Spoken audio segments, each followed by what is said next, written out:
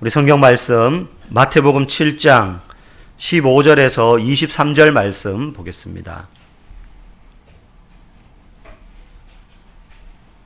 마태복음 7장 15절에서 23절까지 한 절씩 교독하고 23절은 같이 읽도록 하겠습니다. 거짓 선지자들을 삼가라. 양의 옷을 입고 너희에게 나아오나 속에는 노략질하는 일이라.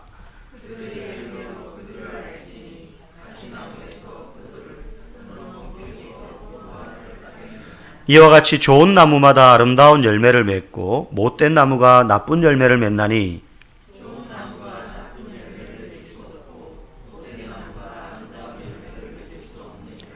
아름다운 열매를 맺지 아니하는 나무마다 찍혀 불에 던져지느니라. 나더러 주여 주여 하는 자마다 다 천국에 들어갈 것이 아니요 다만 하늘에 계신 내 아버지의 뜻대로 행하는 자라야 들어가리라.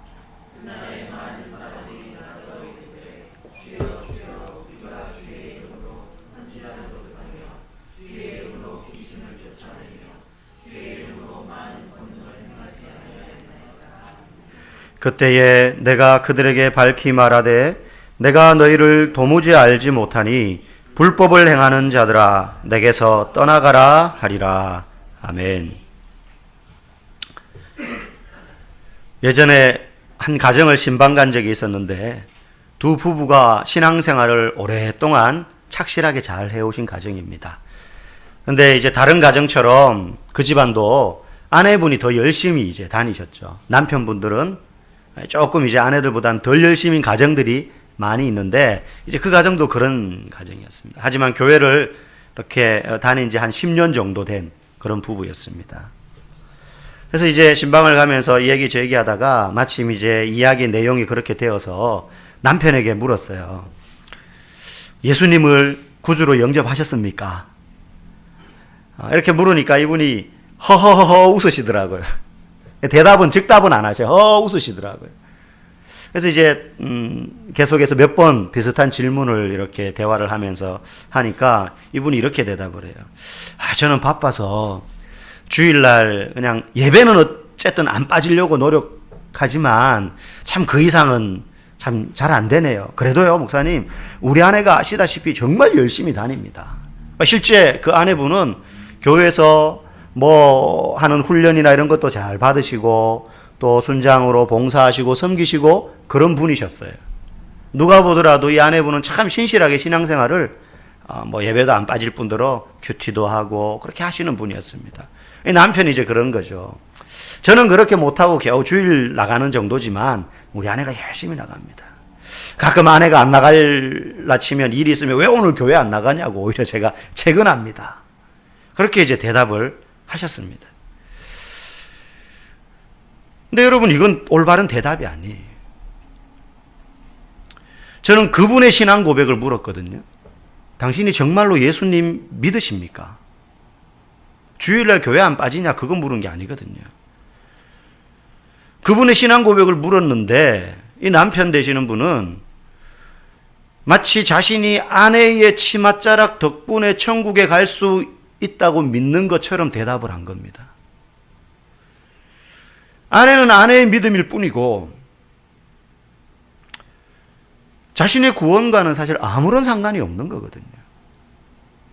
아내가 열심히 믿는 거 너무 좋습니다. 믿는 정도가 아니라 헌신하고 봉사하고 잘합니다. 누가 보더라도. 근데 자기는 그렇게 하지 않거든요. 근데 대신 우리 아내가 열심히 합니다. 그게 무슨 상관입니까? 하나님은 절대로 우리를 무슨 쇼핑몰에서 장바구니에 담아놨다가 묶음 배송할 때처럼 배송료 하나만 내면 다 오는 것처럼 우리를 그렇게 묶음으로 패키지로 다루지 않습니다. 여러분, 한 사람 한 사람, 우리 모두가 하나님과 어떤 관계를 맺고 있는지 그게 너무 중요합니다. 그래서 오늘 예수님께서는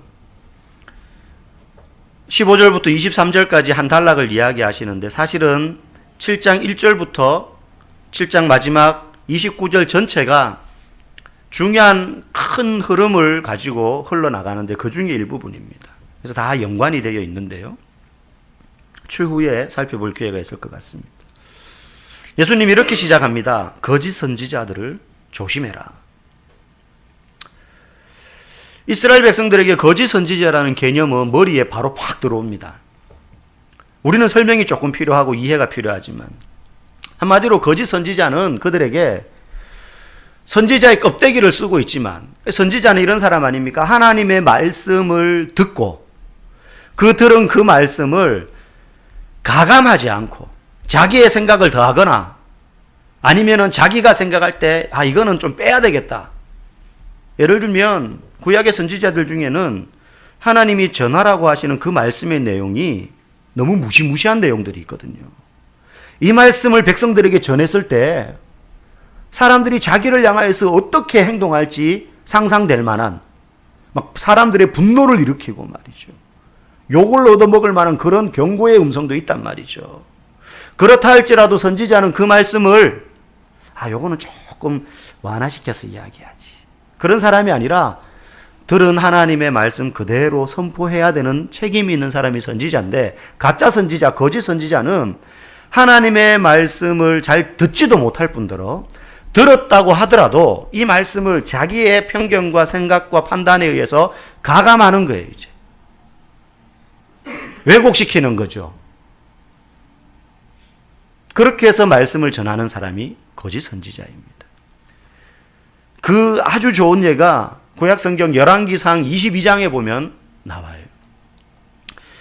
거기에 보면 북쪽 이스라엘이 있고 남쪽 유다가 있는 시대인데 그 열왕기상 22장의 주인공은 북쪽 이스라엘의 왕입니다. 그 사람이 누구냐 하면 우리가 이름 많이 들어서 아는 아합이라는 왕입니다. 아주 악한 왕이었죠. 하나님이 보실 때에. 그의 아내도 아주 악한 왕비인 이세벨이라는 우상숭배를 이스라엘에 본격적으로 들어와가지고 그냥 영적으로 음란하고 혼탁하게 만들었던 사람입니다. 이 아합 왕도 그 아내처럼 그렇게 왕노릇하고 있었습니다. 그런데 이 북이스라엘에 이제 항상 이웃하고 있는 나라들 중에 항상 다투는 나라가 있었는데 아람이라는 나라였어요. 한동안 잠잠하다가 이제 아합 왕이 힘을 좀 키웠습니다. 그래서 이 아람을 내가 쳐야겠다 이제. 그래서 치러 가려고 하는데 그때 남쪽 유다의 왕은 여호사밧이라는 왕이었는데 하나님을 잘 섬기는 왕이었습니다. 근데 두 사람 사이가 괜찮았어요. 아합 왕과 여호사밧 사이가. 그래서 여호사밧이 그 얘기를 듣고 아합 왕에게 조언을 합니다. 아합 왕이요, 전쟁 나가기 전에 선지자들에게 한번 물어보십시오. 그 나라에도 선지자들이 있지 않습니까? 그래서 아합 왕이 선지자들에게 묻습니다. 무려 400명에게 묻습니다. 내가 이 싸움 나가려고 하는데 어떻게 될 것 같냐? 그러자 400여 명의 선지자들이 똑같은 대답을 합니다. 여호와께서 왕에게 승리를 주겠다고 하셨습니다. 그러니까 하나님께서 자기들에게 그렇게 말씀하셨다는 거예요. 그러니까 이제 아합 왕이 기분이 좋은 거죠. 나가기만 하면 이기겠구나. 근데 여호사밧이 또 이렇게 말합니다. 또 다른 선지자는 없습니까? 그러니까 아합 왕이 인상을 쓰면서 한 명 있긴 한데 그 사람은 나한테 좋은 얘기를 한 적이 없어요. 그래서 안 듣고 싶은 거죠. 이제 여호사밧 왕이 그래도 한번 와서 들어보는 게 어떻겠습니까? 불러가지고. 그래서 탐탁지 않았지만은 그 선지자를 부릅니다. 미가야라는 선지자입니다. 미가야. 미가야에게 이제 묻습니다. 어떻게 될 것 같소? 그러니까 미가야 선지자가요, 이렇게 대답합니다. 왕이 이 전쟁에 나가면 반드시 패배합니다. 앞에 400명의 선지자가 한 이야기와 정반대되는 이야기를 하는 거예요. 둘 중에 하나는 가짜인 거예요. 400명이 가짜든 이 사람이 가짜든. 그러니까 막 아합 왕이 화가 나가지고요, 너 무슨 근거로 그런 소리 하냐? 앞에 400명은 다 승리한다 그랬는데 하나님이 자기들한테 그렇게 얘기하셨다는데. 그래서 이 미가야 선지자가 이렇게 말합니다. 자기가 본 하늘나라의 그 모습을, 자기가 환상으로 본 모습을 그대로 들려주는 거예요. 자기가 환상으로 봤는데 하늘 보좌에 여호와께서 앉아 계시고 그 앞에 하나님이 부리는 영들이 이렇게 있다는 거예요. 하나님 이렇게 말씀하셨습니다. 여호와께서 저 아합 왕이 정말로 나를 제대로 섬기지 않고 저렇게 악한 행실을 계속하는데 그래서 내가 저거를 한번 징계하고 싶다. 어떻게 하면 좋을까? 이렇게 했더니 그 여호와 앞에 이렇게 쫙 있는 영들 중에 하나가 이렇게 말을 합니다. 제가 거짓말하는 영이 되어서 모든 선지자들의 입에 들어가 있겠습니다. 자기가 그걸 본 걸 이야기를 하는 거예요. 미가야 선지자가. 그 말이 무슨 말이에요? 앞에 이야기한 400명 선지자들 다 거짓말한 거라는 거예요.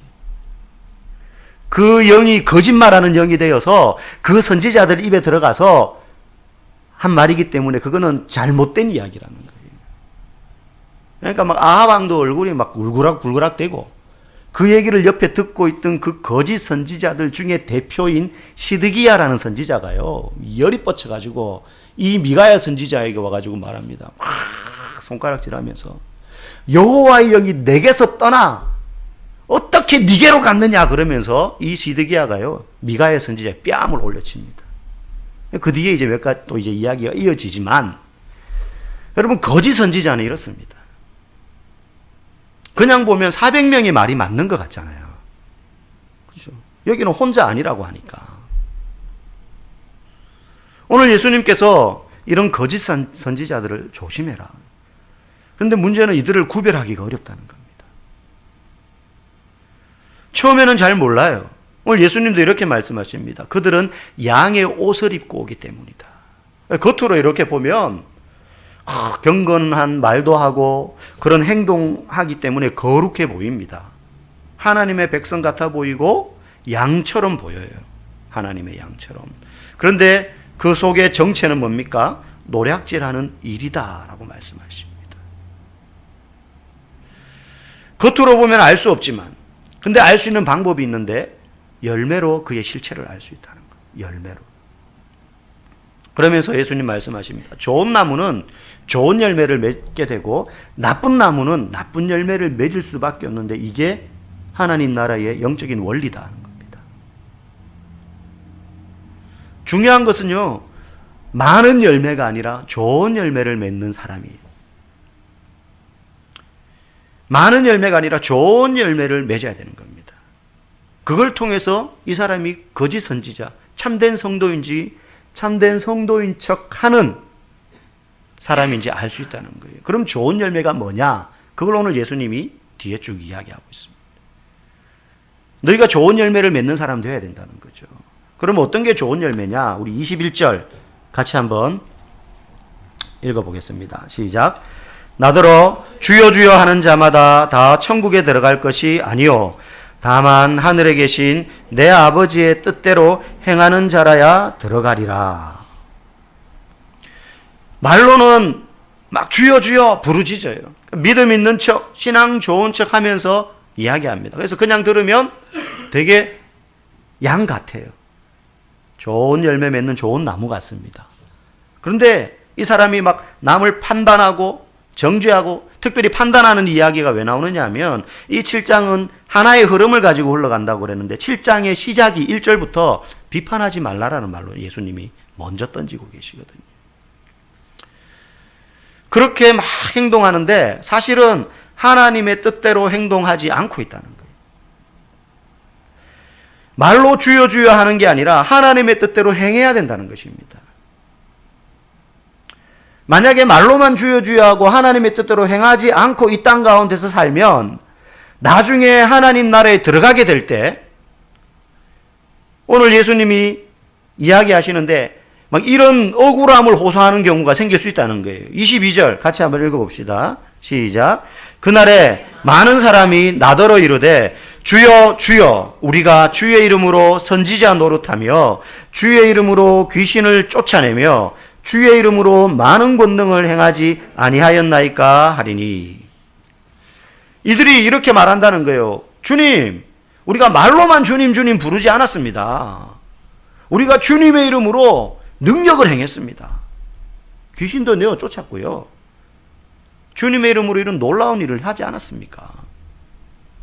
우리가 누구보다도 하나님의 뜻대로 행동하지 않았습니까? 그런데 거기에 대한 그들에 대한 예수님의 대답이 뭐냐? 23절 한 번만 더 읽어봅시다. 시작. 그때에 내가 그들에게 밝히 말하되 내가 너희를 도무지 알지 못하니 불법을 행하는 자들아 내게서 떠나가라 하리라. 여러분 충격적이지 않습니까? 자신들은 주님의 이름으로 능력을 행했습니다. 주님의 이름으로 심지어 귀신을 내어 쫓기까지 했습니다. 아무나 할 수 없는 일입니다. 뭐 귀신만 내쫓았겠습니까? 병도 고쳤고, 그죠? 사람들도 막 말씀으로 권면하고 그러지 않았겠습니까? 그런데 그들을 향하여서 예수님이 불법을 행하는 자들아 내게서 떠나가라. 이들이 한 일이 나쁜 일이 하나도 없습니다. 근데 예수님은 왜 그렇게 말씀을 하실까? 사실은 주님의 이름으로 열심히 일한다고 한 이 사람들이 생각하는 하나님의 뜻과 예수님이 지금 이야기하는 하나님의 뜻이 달랐기 때문입니다. 엄청 열심히 주님을 위해서 뭘 한다고 했는데 그게 하나님이 원하시는 것과는 상관없는 것들이었다는 거예요. 그들은 어떤 일을 열심히 하면 그게 하나님의 뜻대로 하는 거라고 생각했습니다. 주님을 위하여서. 열심히 주님을 위하여서 일을 하고 또 거기에서 얻어지는 수입으로 헌금 잘하고 그리고 열심히 일해서 잘 되어서 하나님께 감사하고 또 교회에서 그래서 봉사도 많이 하고 하는 것들 너무너무 아름답고 좋은 일인 건 분명하지만 오늘 이 사람들은 심지어 귀신을 내어 쫓기까지 했지만 어쩌면 그 일들이 하나님이 원하시는 것과는 상관없는 일들이 될 수 있다는 거예요. 그러면 하나님이 원하시는 대로 행동한다는 게 뭐냐? 오늘 마지막 23절에 그 힌트가 있습니다. 23절 말씀에 보면 예수님이 이렇게 말씀하세요. 그들에게 밝히 말하되 내가 너희를 도무지 알지 못하니. 열심히 일했는데 예수님은 나는 너네 모르는데 이렇게 하신다. 여기서 알지 못한다는 말은 너희는 나와 관계가 없어 이런 뜻이. 조금 더 설명하면 너희는 나와 관계를 맺지 않았잖아 이런 뜻이. 자기들은 주를 위해서 한다고 했는데 정작 자신의 신앙은 이 땅에서 일상의 삶을 살아가면서 예수님과 관계를 맺고 살지 않았다는 겁니다. 마치 기초가 없는 터 위에 붕 떠가지고 둥둥 떠다니면서 열심히 주를 위해서 뭘 한다고 했는데 실제 기초는 예수님께 두지 않고 산 거예요. 교회 잘 나왔습니다. 10년째 나왔습니다. 가능하면 주일은 빠지지 않고 싶어서 열심히 예배를 드렸습니다. 근데 여러분 주일날 교회에 나오기만 하면 예수님과 관계가 저절로 맺어지는 게 아니지 않습니까? 우리 아내가 열심히 힘을 다하여 주를 위하여 봉사하고 헌신한다고 해서 그게 나하고 아무 상관이 없잖아요. 우리 아내가 열심히 하니까 저는 이 정도만 그냥. 예수님과 그 사람은 아무 상관이 없는데 열심히 뭔가를 하는 거예요. 예수님이 말씀하시는 좋은 열매란 하나님의 뜻대로 행하는 건데 그건 뭔가 열심히 해서 많은 열매를 맺는 게 아닙니다. 만약에 그런 게 좋은 열매라면 능력이 있고 은사가 있고 힘이 있고 그런 사람, 똑똑하고 말 잘하고 이런 사람들은 좋은 열매를 맺겠지만 그렇지 않고 은사도 부족하고 몸도 아프고 나이도 있고 눈에 띄지 않는 그런 사람은 좋은 열매를 못 맺는 겁니까? 그렇지 않잖아요. 그죠? 내가 뭘 할 수 있느냐와는 상관없습니다. 예수님이 말하는 좋은 열매는 많은 열매가 아닙니다. 예수님이 말씀하시는 좋은 열매 맺는 사람은 예수님과 1대1로 깊은 관계를 맺어야 됩니다. 매일. 그저 나 10년째 그래도 교회는 열심히 나가. 그건 예수님과 관계를 맺는 게 아닙니다. 그냥 피상적으로 신앙생활을 하는 것이죠. 피상적으로. 예수님과 좋은 관계를 맺는다는 건 특별히 깊은 관계를 맺는다는 건 예수님과 다투고 이런 게 아니고 예수님을 사랑하되 가장 사랑하는 겁니다. 예수님이 우리에게 원하시는 건 그거 하나예요. 본인이 우리를 너무 사랑하셔서 십자가에 자신을 제물로 내어주셨기 때문에 그분이 우리에게 원하는 건요, 우리가 막 예수님을 위해서 뭔가를 많이 하는 게 아니고 예수님을 우리의 생명 다해 사랑하는 겁니다. 내가 너희들을 생명을 버려서 사랑했지 않냐. 나는 너희들한테 뭐 어마어마한 반짝이고 빛나는, 사람들이 보면 우와 정말로 대단하다 할 만한 그런 일들, 열매들, 그거 원하지 않는다. 내가 너희들에게 원하는 건 내가 그렇게 했던 것처럼 나를 생명 다해 사랑하는 거다. 마음과 뜻과 힘을 다하여 사랑하는 거다. 여러분, 사랑하게 되면 그분을 잘 알게 됩니다. 그리고요, 그분을 아는 만큼 더 신뢰할 수 있습니다. 저는 왜 이렇게 교회를 신앙생활을 오래 했는데도 믿음이 없는지 모르겠어요 라고 하시는 분들은 신앙생활을 오래 했지만 예수님을 잘 모르기 때문이에요. 예수님을 아는 데 투자하지 않았기 때문입니다. 아는 만큼 믿는 거예요. 그래서 예수님을 사랑하는 것과 믿는 것은 다르지 않습니다. 그럼 사람들은요, 교회를 다니는, 예수님을 아는 사람이나 모르는 사람이나 어떤 본성이 있느냐 하면, 어려운 일이 생기면, 고난이 닥쳤을 때에 지식이 없으면 자기가 당하는 그 고난을 과대 해석하게 되어 있습니다. 무슨 말이냐면, 어려운 일이 딱 생겼어요. 그런데 이 일이 왜 생겼는지, 그리고 이 문제가 내게 어떤 영향을 미치고 얼마나 큰지 작은지에 대한 정확한 지식이 없으면 반응이 어떻게 되냐면, 이거 어쩌다 이런 일이 내게 생겼는지 모르겠어. 계속 헉헉거리면서 그 문제를 점점 실제보다 크게 여겨요. 왜 나에게만 이런 일이 생기냐는 거예요.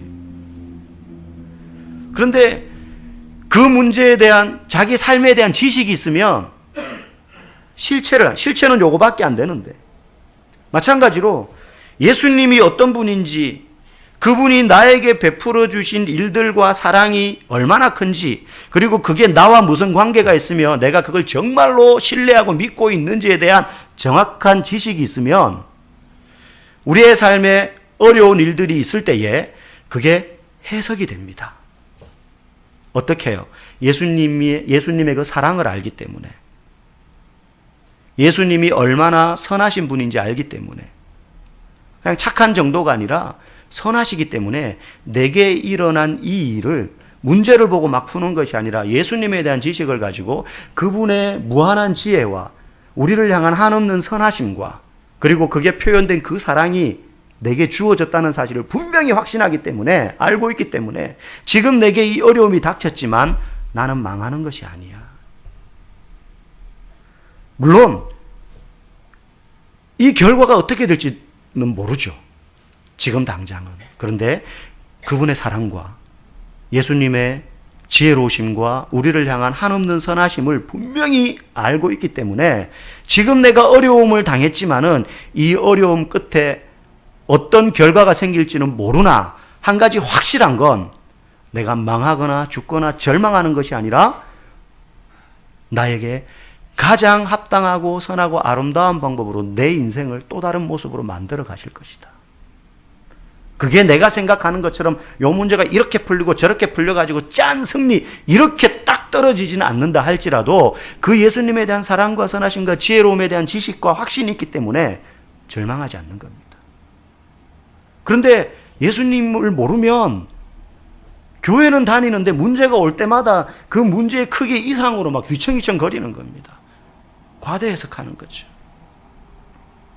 그래서 예수님을 아는 것이 너무 중요합니다. 그분과 깊은 관계를 맺는 것이 너무 중요합니다. 그분을 가장 사랑하는 것이 중요합니다. 가족들끼리도요, 서로를 잘 알지 못하면, 여러분 가족이라고 다 잘하는 게 아니잖아요. 사춘기 자녀들 이해가 안 되는 거죠. 이해가 안 되는 거죠. 저희 집도 아이들이 4명이다 보니까 막 한 놈이 사춘기를 벗어나면 한 놈은 사춘기 중에 있고 하나는 사춘기에 들어갑니다. 이게 다 있습니다. 초반, 중반, 종반이 다 있어, 이게. 그럼 너무 웃긴 게, 사춘기 과정을 거의 벗어나는 큰애가 사춘기 그 한가운데 있는 애를 보면 막 이해가 안 되는 거예요. 지도 얼마 전에 자기도 그랬으면서 이해가 안 되는 거예요. 아, 쟤 완전 또라이 같아. 막 이렇게 말하는 거예요.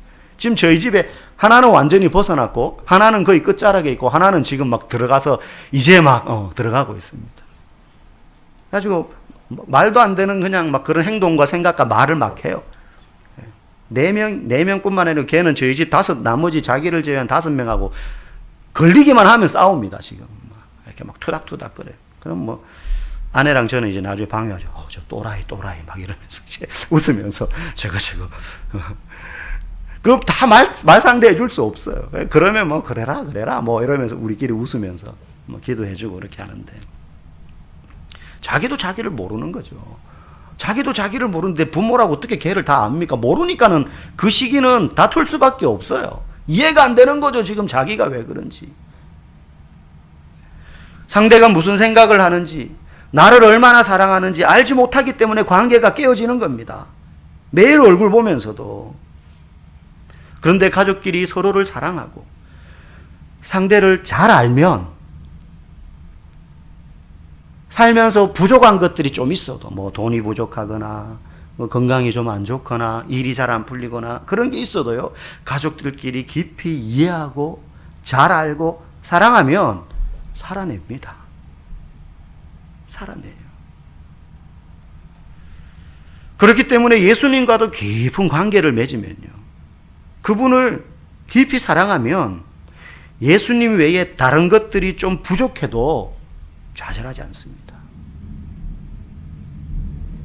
반대로 건강하고 돈이 많고 인기가 있고 삶이 안정된 것처럼 보여도 예수님과 관계 맺는 그 일에 내가 관심 없이 살면 그저 왔다 갔다 하고 있으면 그 삶을 안전하게 만들어줄 것 같은 그 주변 것들이 나를 결코 만족시키지 못합니다. 있을 때는 편할 것 같은데 없으면 불안한 거죠. 교회 내에서 또 하나님이 보실 때에 직분이 어떠하든 주님이 보실 때 가장 좋은 열매 맺는 성도는요, 예수님을 가장 사랑하는 사람입니다. 누가 가장 예쁠까요? 목사가 가장 예쁠까요? 교회에서 많은 영향력을 끼치며 일 많이 하는 사람을 예수님이 가장 예쁘게 보실까요? 아닙니다. 예수님을 묵묵히 가장 사랑하는 사람. 예수님과 매일매일 말씀 앞에 자신을 엎드리고 겸손하게 기도함으로 스스로를 내려놓고 십자가의 그 은혜와 사랑 앞으로 나아가는 사람. 그 사람이 좋은 열매 맺는 좋은 나무. 지금 내가 예수님을 가장 사랑하고 있는가? 예수님이 내 삶의 기쁨과 소망과 목적이 되기를 간절히 원하고 있는가? 진짜 그걸 매일 원하고 있는가? 예수님 때문에 나는 매일 만족하고 있는가? 그분이 우리를 가장 사랑하셔서 우리를 위하여 목숨을 버리셨기 때문에 우리도 다른 이유 없어요. 예수님을 가장 사랑해야 하는 것. 언젠가 주님께서 우리를 향해 오늘 이 말씀처럼 내가 너희를 도무지 알지 못하니 불법을 행하는 자들아 내게서 떠나가라 할 때에 슬피 우는 사람이 우리 가운데 아무도 없기를 원합니다. 두렵고 떨림으로. 여러분, 그러기 위해서 예수님을 가장 사랑합시다. 많은 일, 그런 거 예수님 하면 좋죠. 근데 그것보다, 그거 이전에, 그거 안 하면서 그거 막 하면 거짓 선지자처럼 되는 겁니다. 여기서 자유로운 사람은 우리 중에 저를 비롯해서 아무도 없습니다.